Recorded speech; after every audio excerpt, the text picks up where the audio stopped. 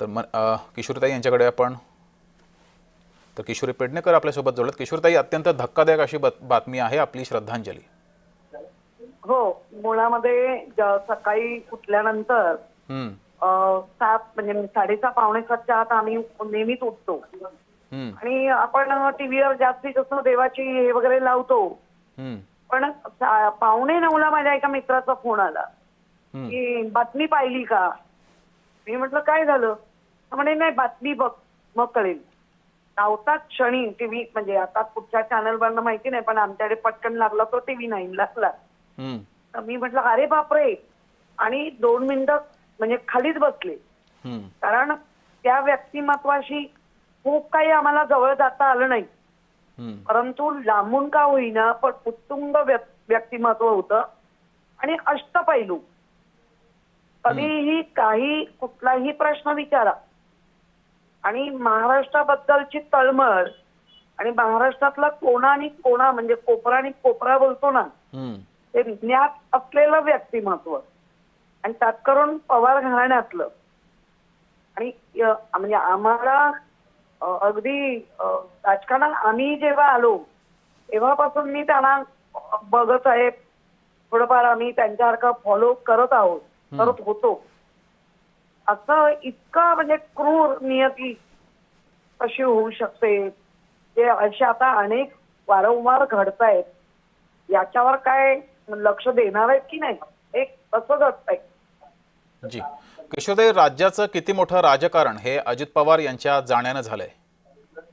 प्रचंड हे झाली, हानी झालीये. कारण एक सगळ्यांचाच सर्वपक्षीय आधारस्तंभ म्हणतात तसं त्यांचं एक स्वभाव होता.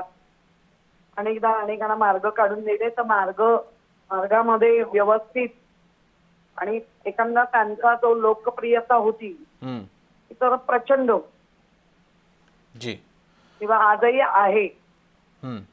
जरी आपल्यामध्ये शरीराने गेले तरी मला वाटतं त्यांच्यासारखं राजकारण किंवा त्यांच्यासारखं काम राजकारण तर होत राहतच, पण त्यांच्यासारखं तळमळीचं काम करणारा नेता मात्र आपण मोठ्या प्रमाणात हरवला. जी किशोरताई, तुमचा कधी संपर्क कामानिमित्त अजित पवार यांच्यासोबत झाला होता? काही आठवणी? 2021 28 जानेवारी 2021 बरोबर आज 5 वर्ष झाली.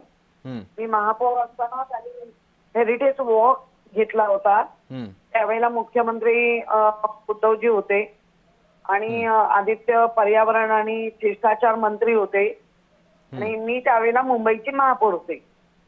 मग ते त्यावेळेला आले आणि खूप प्रशंसा केली होती त्यांनी. महापालिकेच्या कामांची केली, महापालिकेच्या वास्तूची केली, नंतर कोविड काळात मी केली म्हणून माझी प्रशंसा केली. आणि ते तोंडावर सगळं म्हणजे अधिक वजा काही त्यांच्याकडे नव्हतं, सगळं काय ते थेट होतं. आणि त्याच्यानंतर एकदा राज्यपालांकडे त्यांची भेट झाली होती, तेव्हाही अगदी आस्थेने चौकशी करणं वगैरे त्यांचं मला आवडलं होतं. जी किशोरताई, धन्यवाद दिलेल्या या प्रतिक्रियेबद्दल. तर विद्याप्रतिष्ठान मैदानावरती हळूहळू गर्दी ही आणखी वाढू लागलेली आहे आणि आपल्या लाडक्या नेत्याचं अंतिम दर्शन घेण्यासाठी केवळ पुरुष